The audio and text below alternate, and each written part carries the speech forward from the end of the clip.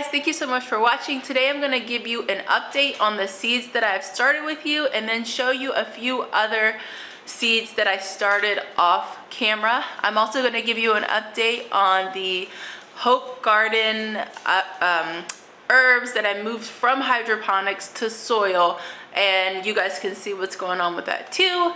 Thank you so much for watching. Let's go ahead and get started.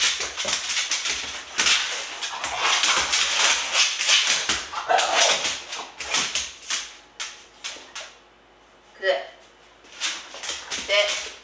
Sit, and pop. Thank you. So here's the hydroponic gardening system. I turned the lights off on it so that it's easier for the camera and it just looks better to see, but I'll turn them on real quick so you can see how bright they are.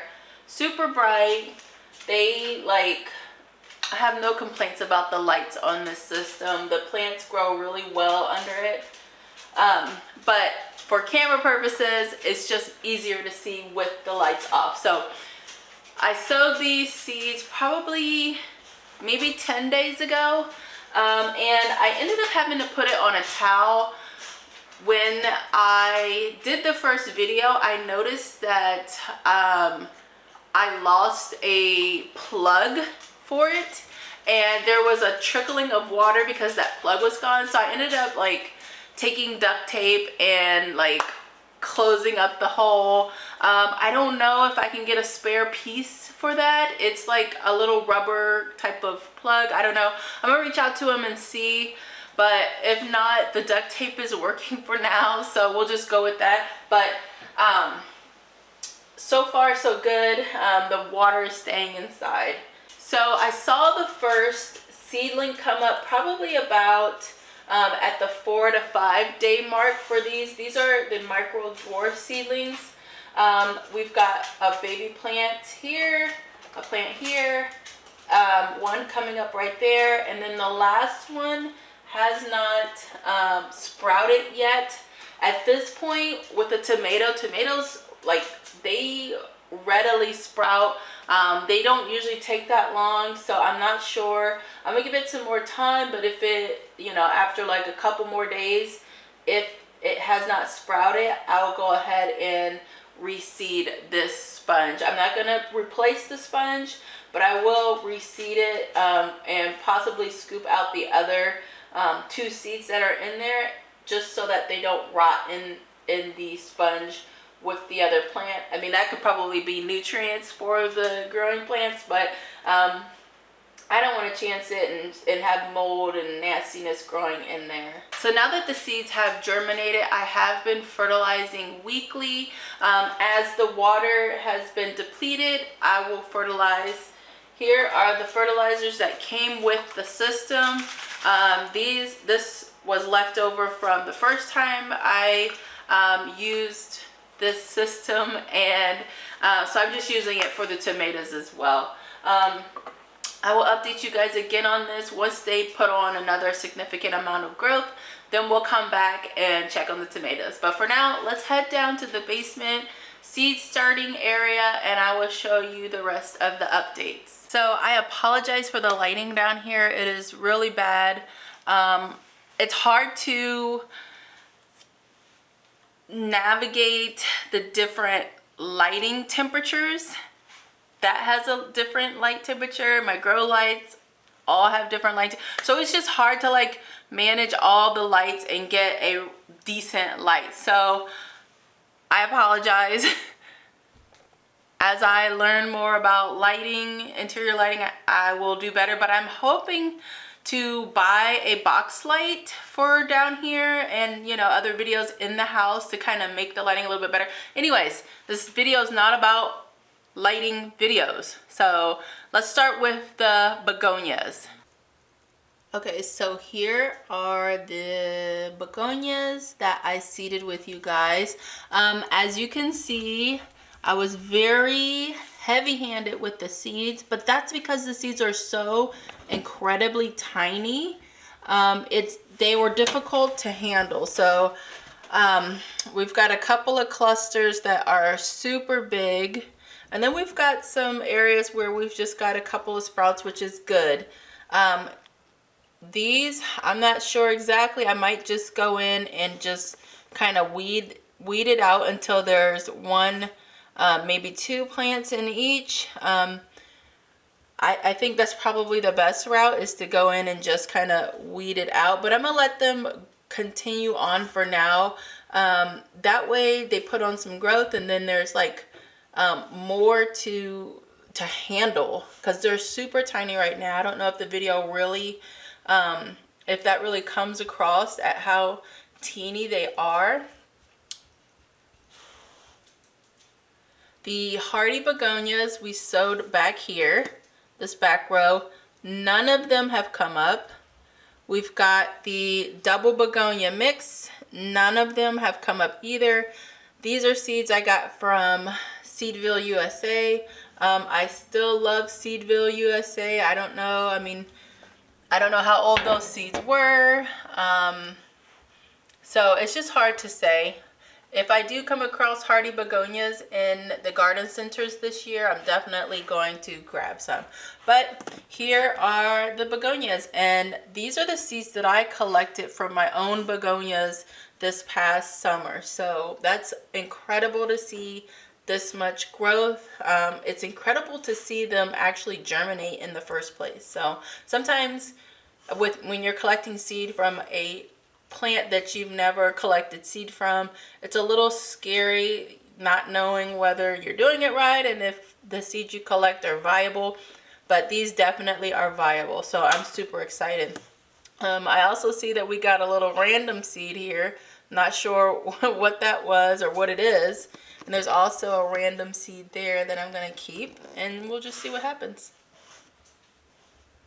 So in this tray we have pansies, violas, that you guys saw before. They are pretty much in the same position. They've just finally started putting out some true leaves, but again, they're still super tiny. The growth is very slow on them, and I was really hoping for these guys to really, you know, grow up a lot faster. We also sowed some other things. We've got strawberries started in this tray. I've got a couple trays of Dusty Miller here that I just sowed. And then we sowed some sensitive plants back here. These were just for fun, for me and the little to do. Sensitive plants are those plants that when you touch the foliage, it moves. So they're really fun for kids if anybody's thinking about that.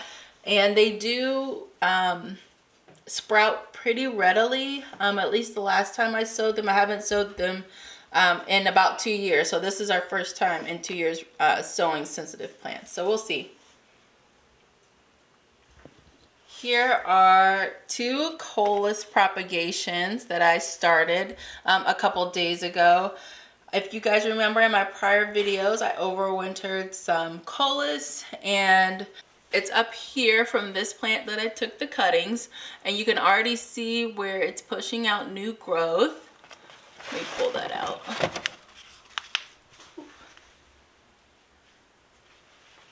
So here's what it looks like. It's like a little stick. It's already pushing out new growth. It looks great. I'll be able to harvest more cuttings from these as long as they keep going. What are you doing? As long as it keeps growing pretty healthy. I water it, fertilize it, give it everything that it needs. But look how gorgeous that foliage is. Like, that just excites me for the garden season. That color, like, I want to see this color all over my garden this year. In this tray down here, I started some of my cold crops or cooler temperature crops, and we've got a random mix of things. What are you helping? Are you helping? Yeah. So I've got a bunch of different, not a bunch of different, but I've got cabbages, cauliflower. Move, move. Okay, can you back up, please? Please, please. Come on, big head, go. Go. Okay, at least sit. Sit. Sit. Thank you. Behave. So we've got some cabbages, we've got ornamental kale, kohlrabi, radicchio, Swiss chard. I've got some grass growing in the back, tennis ball lettuce, cilantro, my favorite. And this is just the beginning. I'm going to be sowing some things directly out in the garden beds, and then other things I'm going to be starting soon. Like pretty soon here, I'm going to get my peppers going because I want some nice, strong, thick, robust pepper plants to plant out this year. That way I can get more from my harvest. So I'll be doing that soon. And then I planted that ginger that I showed you guys in a video. And basically to plant ginger, all you do is get something with soil in it, and then you just press your ginger down into the soil. That's all I did. And I've got it on the heat mat to help it sprout some seeds. You can cover it a little bit with soil, but I generally don't. I just press it into the soil, into moist soil, and then it will go ahead and root on its own. So I started some pitcher plant seeds as well. They are in these containers. There's 3 containers with seeds. I don't know if these are going to start. I have a hard time with starting seeds like that, pitcher plant seeds, since what's the other one? Like the DeRosa type plants, the bug eating plants. I don't know why. I just have a difficult time. I've never been able to actually germinate one. But I did buy some DeRosa from a nursery close by, and let me share them with you. Got this guy here that is super cute. Look at that.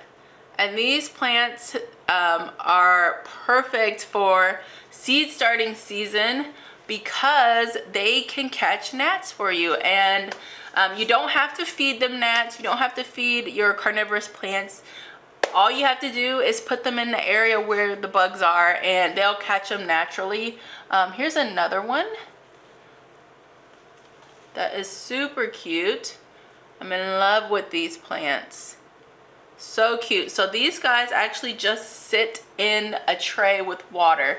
They love moisture. They love their soil to stay moist at all times. So they sit in a little tray with water, and they are catching lots of gnats down here. So that is one way to help keep gnats under control during seed starting season is 1, the sticky gnat traps, and 2, having carnivorous plants nearby. Okay, so now let's check on the plants that I moved from water to soil. Here is the basil. This is the one I didn't really have an ID on. It just looks like a regular old basil plant, and it actually is doing okay. It's been what, like 2 weeks now. At this point, if it was gonna die, it would have done it by now. So I believe it's rooting in, and it's doing really well. I haven't, it smells so good. I haven't harvested from it. I'm kind of just allowing this plant to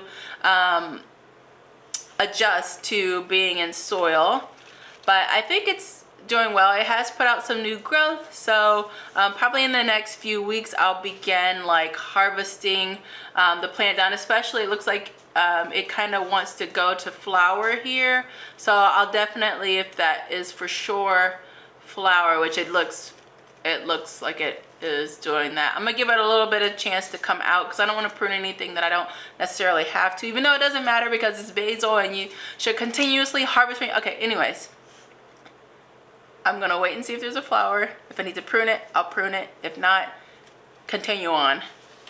So yeah, it looks great. Yeah. So here is the Spicy Glow basil. This is the plant that I was most worried about because we had to take down a lot of its root system, but it's stable now. So it's definitely rooting in, it's taken to the soil, and